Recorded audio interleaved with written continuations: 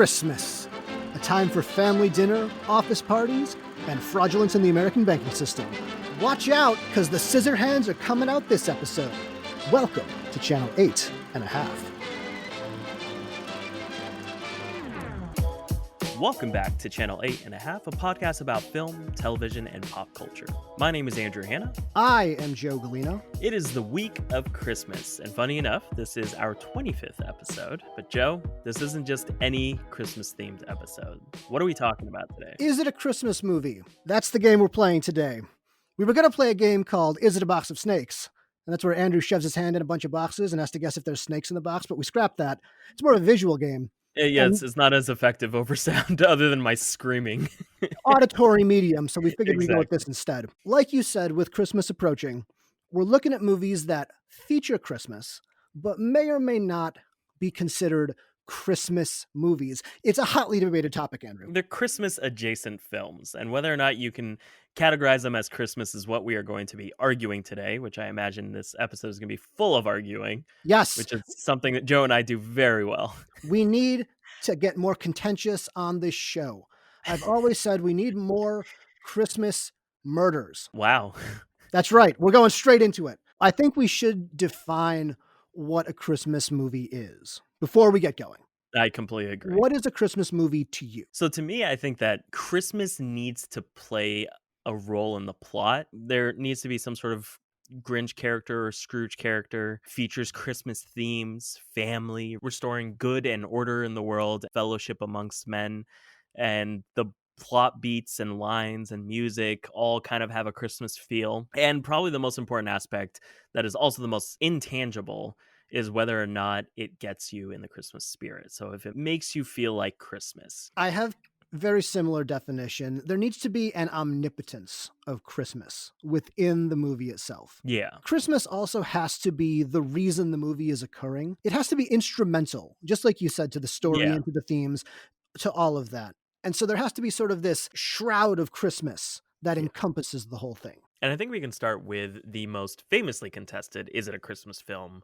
Die Hard. Is Die Hard a Christmas movie, Andrew? In my opinion, yes, it is definitely a Christmas movie. I agree. Good. So I guess we're not going to get as contentious as Moving you on. wanted. Moving We are on. terrible at this. We just said there's going to be arguing. Ugh. This episode's going to be so quick. We're 25 episodes in and we're still bad at this. Tell me why Die Hard is a Christmas movie. Well, I think because Christmas is very much instrumental in Hans Gruber's plan, right? The whole reason why he's breaking into Nakatomi is because it's going to be skeleton crew staff, less security. And then also that's the whole reason why John McClane goes to LA in the first place is because of Christmas. Hans Gruber, you got the Grinch. Very much trying to ruin everyone's Christmas. Exactly. In the end of the day, I think Die Hard is an adult Home Alone. Because, I mean, yeah, sure, Christmas is the reason why the parents go on vacation, but it could have been July 4th. It could have been an Independence Day, but True. right? But there's still a fair amount of violence, but that doesn't mean that Home Alone isn't a Christmas movie. No, Brooklyn Nine-Nine literally made the joke. Home Alone is Die Hard for kids. Oh, they did. Okay, there you go. Mhm. A lot of the quotes have Christmas in them. When he ties, Oh. I think it was like a dead body and he drops and says, ho, ho, ho, Ho, or ho, something ho, like now that. I have Yeah. a machine gun. Exactly. And in the end, because they're in LA, instead of the classic dreamy snowfall, you have office papers falling from the sky, which is Mhm. a clever and cheeky way to do that. And even his wife's name is Holly. True. I feel like bringing that up, though, is a little bit of a stretch. Because out of all names, how much time have we spent on just trying to find names for characters in our scripts? Boy, you're not wrong. So if you're going to spend that much time, you're probably thinking, like, screw it, it's Christmas, name her Holly. The entire movie itself is predicated on John McClane finding his family again, too. And that's embodies the spirit of Christmas. Exactly. A lot of Christmas movies and Christmas scenes in non-Christmas movies have to do with togetherness and being together during the Christmas season. Literally, the change in the movie is him finding his family. So it embodies everything that Christmas is about. All of the imagery is Christmas themed. They use a Christmas song on the closing credits. I mean, I think it all checks out. Well, and down to, fellowship amongst men, you have the relationship with him and Winslow. I forgot what his name is in the movie, but, he shows up as a cop in Boy Meets World as well. What? Like, yeah. Really? Yeah, Christine and I were watching it, and I was like, do you know who that is? And she's like, yeah, but I don't know if it's because he's just wearing a cop uniform or it's because it is actually Winslow from Family Matters. I feel like that dude never took off a cop uniform. Huh. I didn't know that. Yeah. I don't remember that. I think it was when Sean was, like, going to break into the school or something like that, and his motorcycle teacher, the one you were talking about, Mr. Turner. Mr. Turner, that's right, ends up kind of vouching for him and says, "Yeah, he's staying with me." But that's Okay. besides the point. Just the relationship between him and John McClane in the movie is, like, they're teaming up. Like, I love their partnership that they form over the course of the film, and the limo driver kid as well. Yeah. There's this little family. So I just found that movie to really get me into the Christmas spirit, and I find it hard not to think of Christmas when I think of Die Hard. I think it is ridiculous that people don't consider it a Christmas movie just because of the violence. Not all Christmas movies have to be warm and fuzzy and like White Christmas. Yeah, yeah, And we're it's going to it's talk about one later too. Gremlins that very much falls into this. I can't go back and forth. If Gremlins is going to be a Christmas movie, which to me it is, spoilers, then Die Hard has to be too. I haven't seen Gremlins. I've That's heard okay. so much about it, so tell me why you think Gremlins is a Because exactly like Die Hard, Gremlins is entirely predicated on Christmas and really the entire point of Gremlins. And this is where I know a little bit of the backstory of how it was made or why it was written. Chris Columbus wrote it and actually wanted to take Christmas, this warm, fuzzy holiday, and juxtapose it with these horrible monsters that go around just absolutely ripping people to shreds. The themes of Gremlins are not uplifting, but everyone does end up together at the end. Yeah. But so much of it is this dark feeling. Christmas is not warm in Gremlins. There's a very famous scene, probably the most famous scene in Gremlins, where Phoebe Cates, who plays the love interest to the main character, tells the story of why she hates Christmas. And it's because her dad snuck into the chimney one year, dressed as Santa Claus, holding presents, but got stuck in the chimney and died. Oh And my word. and they didn't find him for a week. And all of this scene is scored with a very haunting version of Silent Night, just playing very quietly Yeah. during the scene. And it's a very good scene. Look it up. If you haven't seen Gremlins, you might have seen that scene. And it's all about Christmas, but not the good parts of Christmas. Yeah, like, I've seen parts of Gremlins, I'm sure, because I have images in my mind of the movie, but I don't think I've ever actually seen it all the way through, and I probably should because Gremlins does come up a lot in just film conversations. Mhm. Not that it's, like a feat of cinematic history, but No, I actually think Gremlins 2, though, the new batch, Mhm. is an incredible satire and maybe better than the first Gremlins. This is a hot take. Is it like Chucky, where the first was more of a straightforward horror and all the subsequent movies were more goofy satires of the genre? All right, pause on Christmas. I hate the Chucky movies, and not like I hate them because they're scary. I hate them because I think they're stupid. Chucky to me is the dumbest horror movie out of all horror movies. It's a No, I tiny agree. doll. Take the batteries out. You won. But it's a satire. I don't think it's actually meant to be. I That's what I'm saying is, like, I think the first I hate Chucky. I never liked Chucky, but I thought the first movie was supposed to be like a legitimate, like, horror movie, like, supposed to scare you, and then after a while, it stopped trying to scare you and made it about kind of Chucky being Goofy. a little asshole. I mean, it did devolve It into Bride of Chucky, where there's a Yeah, female doll, kinda like Bride of Frankenstein. exactly, I yeah. understand what you're saying, and by the end, it probably did, but I never understood the appeal of Chucky. That's kinda what Gremlins does too, is the first one is definitely a horror comedy. It is a comedic film. Yeah, It's really funny. yeah. The second one goes fully into comedy and really isn't horrific at all. It's just more of a satire. But I think it's very funny. I gotta check it out. Yeah, I It's really it's written by one Chris of those that I've Columbus, been meaning to yeah, who I like Chris also Columbus. did Home Alone, which we just talked about. Mhm. Speaking of movies made in the early '80s, though, Trading Places I rewatched last night. Watched it recently. I didn't realize how long ago I had watched it until I was watching. I was like, "Oh, I actually don't know what's going to happen." That's how long it's been since I've watched that movie, but I obviously really liked it because I bought it, and so it was kind of fun to re-experience it for the first time in a way. But I don't think that that's a Christmas movie, although Christmas does play a very big role as far as the backdrop. It could have been at any time of year. It is one of those movies that takes place during Christmas, but I agree with you. We're so bad at this. It is not a Christmas movie, although a lot of the movie is based around Christmas. But the themes of Trading Places and the plot itself really have nothing to do with Christmas time. Again, like you said before, it could have been the 4th of July. It really doesn't Mhm. matter when this was. It could have been the middle of March. And I guess maybe it was more of the time of year, as in the fourth quarter, the new reports are coming out and all that stuff, Well, but I yeah, they had to base it like, around financially, base it had to be at the end of the year, so but not Christmas. I feel like once you pass Christmas Day, it no longer becomes a Christmas movie. I feel like it always has to take Ooh, place before, because before or during.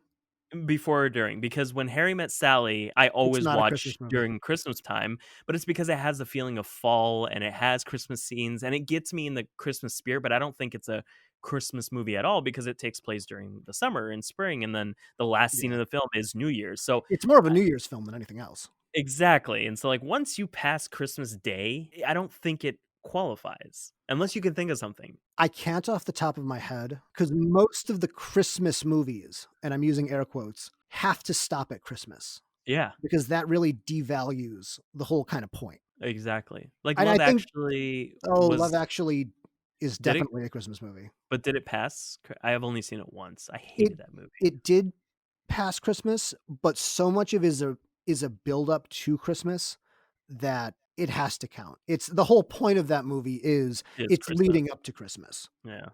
You hated Love Actually? I didn't like it. Why? Maybe it's because the hype behind it, and I need to watch it again. I know I need to, but nothing about that movie I think is a romantic film. Like, I think everyone is a piece of crap. You're not alone. That's not a minority opinion. There is a very, very strong contingent of people who absolutely hate everything Love Actually stands for. I don't mind it. I kind of like it. I understand that it's not great. And I understand everybody kind of is awful, but I'm fine with that. And I'm wondering if it is, and that's the thing, that's why I wanna rewatch, is because I wonder if they meant to make everyone awful because it's like Love Actually is Yeah, awful, right. you know? Like, it's not like all the other love stories. So I Like, wonder no, if no, there no. was It's not us. It's you. We yeah, told you what's going to happen. exactly, in the title.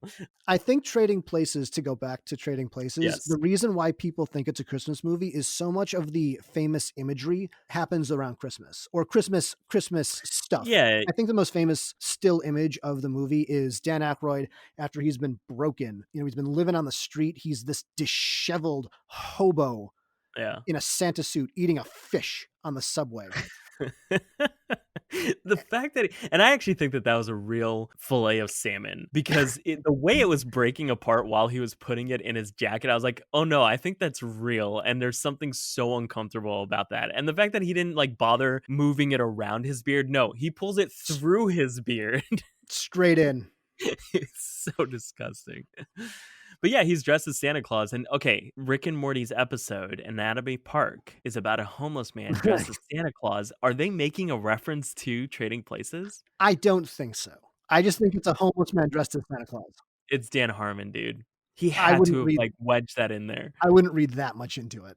You don't think he No. I don't know. How many homeless men do you know dressed as Santa Claus? I mean, you see him all the time because they give I mean, what mall Santa isn't probably a homeless man?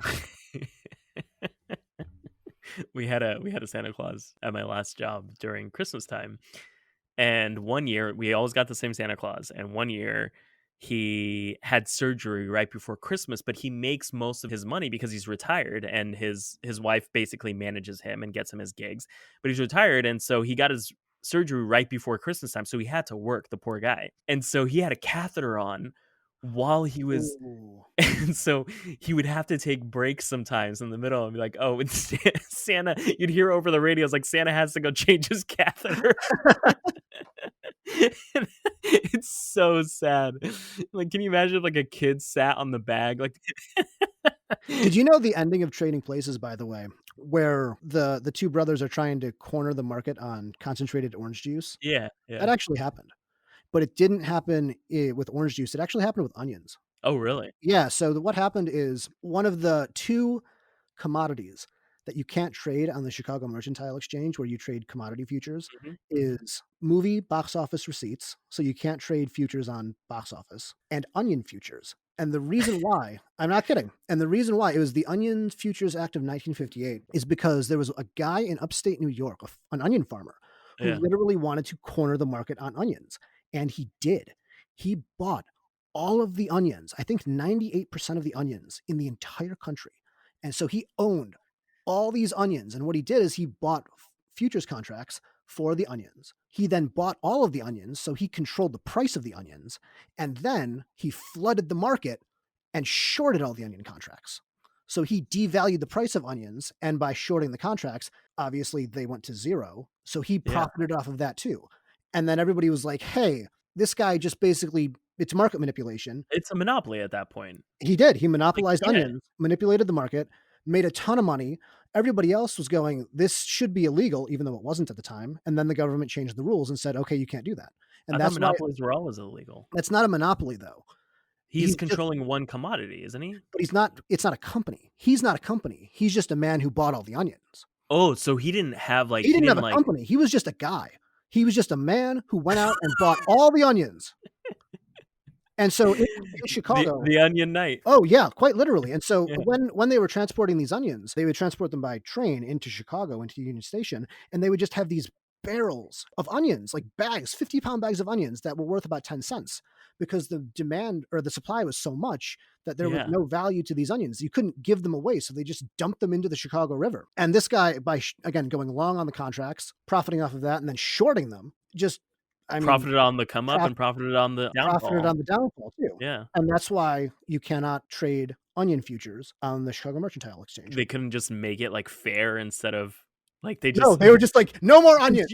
because you can do it with apples, like if you really Yes, want I mean, to. you really I don't could. understand. Really, the solution was They're just just like, no, no, no more onions. Nobody's allowed to trade onions anymore. No. like you fail to see what the problem is. It's not the onions that's the problem. Mhm. It's so And stupid. and actually, the futures market is really weird. So in the end of trading places, they essentially enact, not essentially, they do insider trading. They know what's going to Mhm. happen. They have the crop report. They know what the price of onions is going to be. So then they profit off of it. That's insider trading. Yeah. Stock market, there's really strict laws for Yeah. insider trading. That's what Gordon Gekko sent him to jail. And Martha Stewart. In the commodity market, it's kind of like fast and loose commodity market. Like it's the wild, wild west. There aren't really strict laws. They probably would have gotten away with that Interesting. in real life if that scenario actually happened.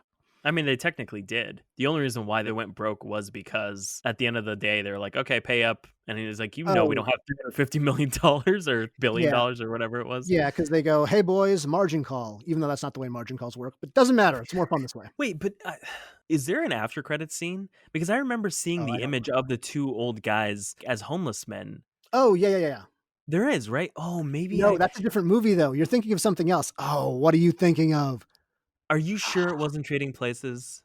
Oh no, yes, I am No. thinking of something No. else. You're thinking of something else. Because the Dukes are in Oh, something. Coming Coming to to America. America. God That's damn what it. it was. I was thinking, does Coming to America, it does have Christmas in it because I remember there's a Christmas tree in the Mhm. McDowell's house. It's set during Christmas time. Christmas time is in it.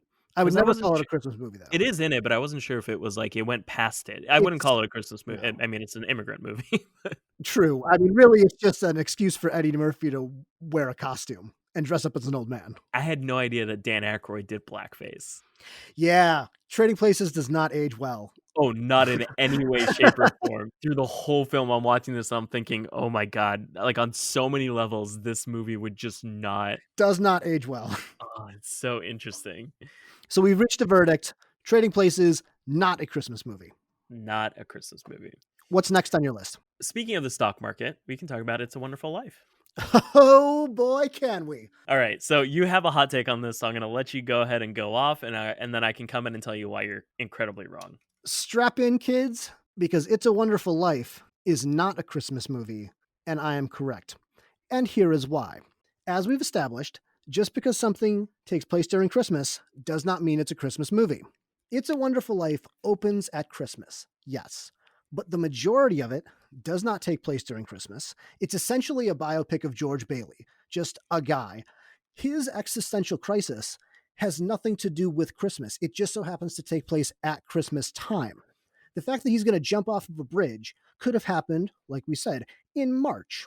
Doesn't matter. Even the scenes that are set during Christmas focus on a plot involving more banking than Christmas. It doesn't matter that it's Christmas.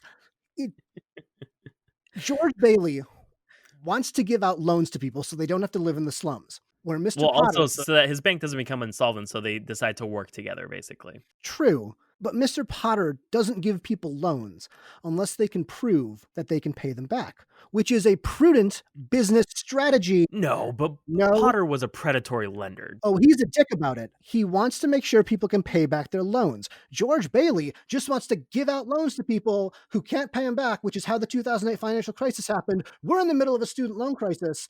George Bailey would have caused the crisis, is what I'm George saying. even shows him the paperwork and the salary and insurance of the homeowner who took out the loan. And Potter's whole motivation is that he doesn't want anyone to own any home so that they're forced to live in his rental properties, of which he controls most of them in town.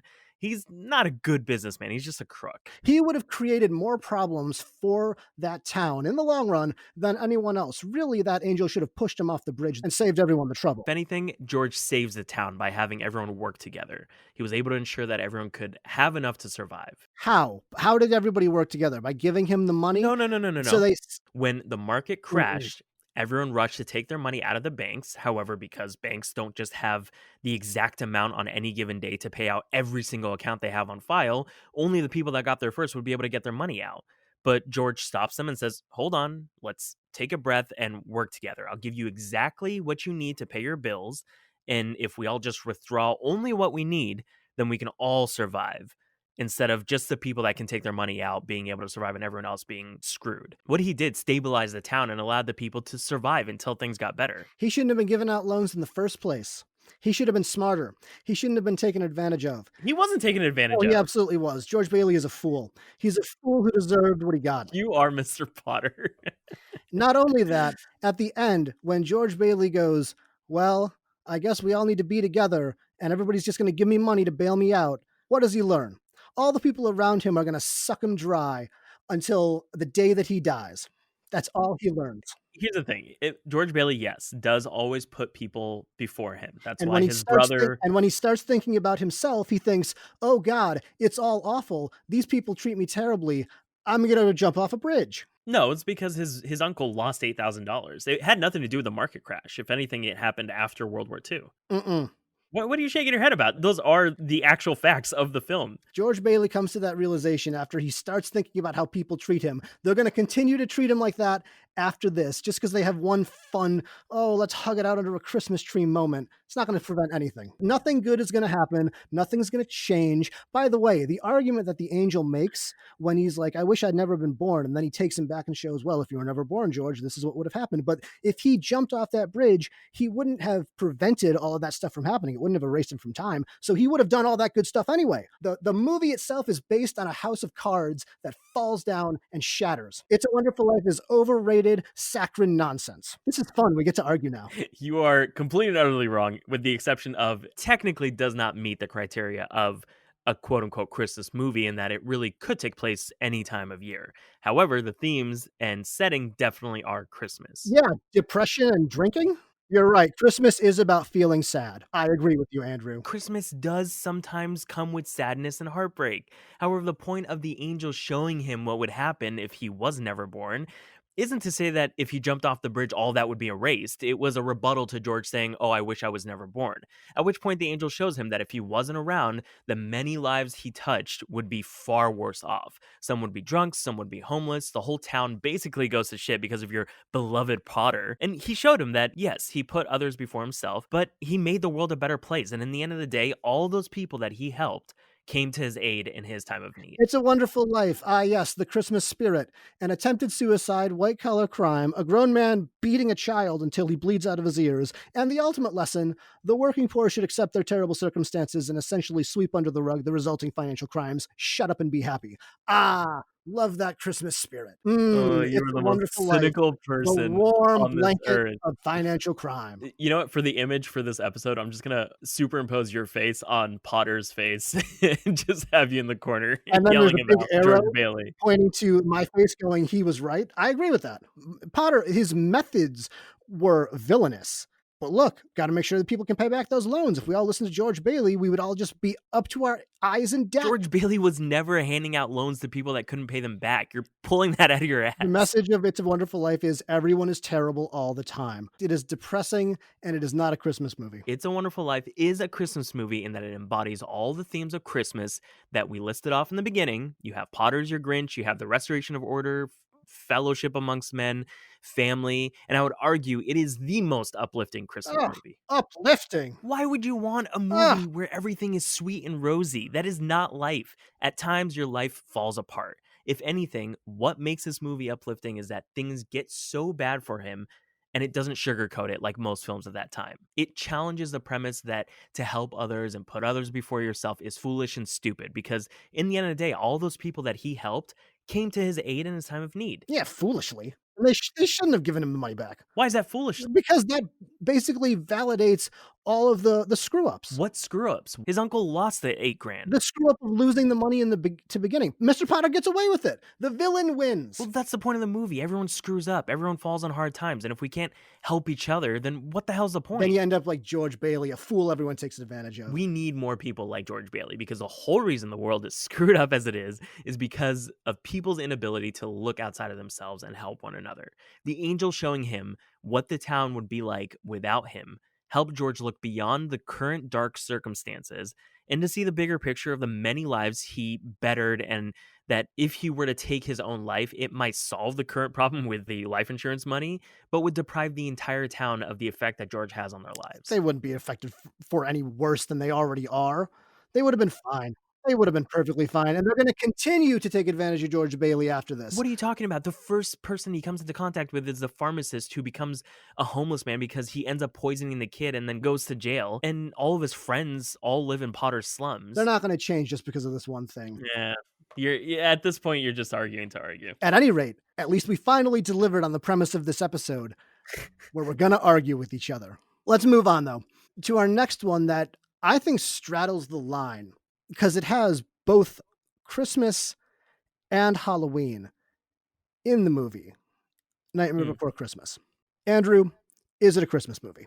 Let me preface this with I watched Nightmare Before Christmas for the first time last night. Okay. I didn't see it when I was younger because my parents never really put it on for me. So it wasn't really a part of my childhood. But growing up, everyone around me was like, "You haven't seen Nightmare Before Christmas?" It's just all the time. It was like this cult following, and they'd crucify you every time you'd say, "Oh, I haven't seen it yet." It is one of those movies that people would go, "What?" I think that was the reason why I had kind of held off Mhm. on watching it. If you'd like to feel better, by the way, I will reveal a dirty secret of mine. Mm. We all have blind spots. I have never seen Home Alone. Are you serious? I'm very serious, and there's plenty of opportunities to watch it. It's on Freeform, formerly ABC Family, all the time. It's literally on TV right now. I could be watching it. There's my dirty I'm laundry. not gonna judge. I'm not gonna do what everyone did to me all my life. So Mhm. that's the thing is I feel like those movies we had to watch at that time. Like you might not get as much enjoyment out of Home Alone or Nightmare Before Christmas if you're just seeing it in your adult age. You hit a certain point where it just becomes the thing you're going to get to. And one year I was like, screw it. It was like 8 years back, and I was like, screw it. I'm gonna go buy it. I'm gonna watch it. This is the year. I buy it. I wait until Christmas time. It was like 2 months, and then I pop it in, and it's not playing. Yeah. And I was like, okay, maybe I'm just not meant to watch this movie. And so I just didn't watch it until last night. I was like, okay, I should really watch it. It's not long. It's only about 75 minutes. Yeah, it's not long at all. I liked the story. The songs weren't great to me. I like the Oogie Boogie song. The Oogie Boogie song is good. And then also the what's this? What's this? There's music in the that whole song. I really like that. I never liked the This Is Halloween song. The rest of the songs I was like, okay, let's move on. But the story itself is actually really funny that, they basically Halloweenize Yeah. Christmas in a way, which is funny and cute. I actually liked that portion of it. And I remember the level in Kingdom Hearts was actually a lot of fun to play. So would you say it's more of a Halloween movie than a Christmas movie?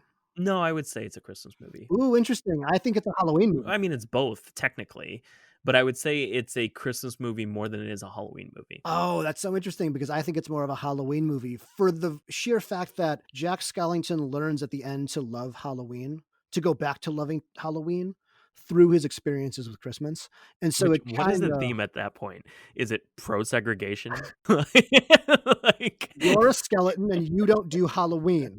yeah, right? Stay in your corner. No, but here's the thing, is the inciting incident is Christmas. It The is. whole movie, his goal is to try to recreate Christmas. It takes place on Christmas, Mhm. so it begins actually after Halloween. It even ends with snow falling from the sky. It does have much more Christmas in it than Halloween, but I think of it primarily as a Halloween movie, and because it reignites his love for It Halloween. reignites his love for Halloween, but Halloween never is featured in it. It's not as much. It's not based in Halloween. Like, I understand what you're saying. It's themed as Halloween because I would argue that there was just as much Halloween-y stuff in Mhm. it as Christmas, but I think the whole driving force, all the motivations revolve around Christmas, and I think that his infatuation with Christmas is his main arc. It's the one that straddles the line the most. Yeah, Night Before Christmas, I think, is good to watch in both occasions, but in my opinion, I think it gets me in the Christmas spirit a lot more.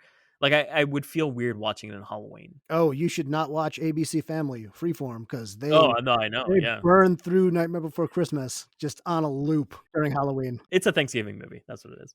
You just put it in the middle. Just Split put the it in the difference. middle. What do you got next? Speaking of marathons on television, do you think that there is validity to the Harry Potter marathons during Christmas time? I think there's validity to them in that a lot of the early movies have a very strong emphasis on Christmas within them, but they are certainly not Christmas Yeah, movies. I wouldn't say they're Christmas movies, but they do fulfill a lot of the quote unquote requirements that we set for it. Also, that there is always a Christmas chapter or a scene in every The movie. UK, Britain really takes Christmas seriously, Yeah, and I think it's yeah. because they don't have a Thanksgiving. So Or it's Halloween. they have Halloween. They now have Halloween, but I don't think they had Halloween before. It's probably Halloween become more prevalent now, Yeah, I but they think do it Halloween. recently made its way into Europe, but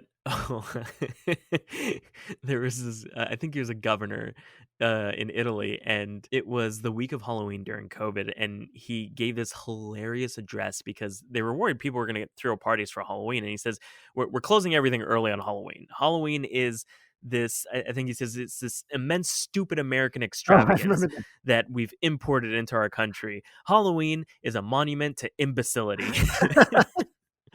But going back to Harry Potter, I think that despite not being Christmas movies, they do possess the intangible quality of the spirit of Christmas. And that could also have a lot to do with the fact that a lot of the movies take place during winter and snow. A lot of the important chapters in Harry Potter do take place during Christmas. Christmas does play a big part in the movies and the books themselves. It's a completely understandable reaction. Again, I would never call them Christmas movies, but associating and a lot of people do. A lot of people associate the Harry Potter movies with Christmas for that exact reason. Yeah, I would agree. It makes sense why they have Christmas marathons. But what did you have that you didn't think had a case for being a Christmas movie? It's a good question, and I think there's an argument to be made for this, although ultimately I do not believe it's a Christmas movie. Batman Returns. Christmas is a very big part of the movie. The entire movie takes place during the Christmas season, but a lot of the themes really don't have to do with Christmas. The imagery certainly does. Tim Burton did both, right? Batman and Batman Yes, Returns? he did the first Batman, 89, and then Batman Returns, which I would argue is the stronger of the Tim Burton Batmans. Not as famous because it doesn't have Nicholson as the Joker, but Batman Returns is really good. I think Tim Burton has a thing with Christmas Yes, he does. because Edward Scissorhands also takes place during Christmas. And I don't view Edward Scissorhands as a Christmas movie either. Yeah, I don't either. It was on my list, but I was like, it's not. You can't even argue for it. I didn't even remember it was part of Christmas until I looked it up. It certainly takes place during Christmas, and a lot of the falseness of Christmas is put on display in Edward Scissorhands because it takes place in California. And so it's a lot of the fake snow, the fake decorations, things like that. And it makes sense when you think about where Tim Burton grew up, which was Burbank, California. Yeah.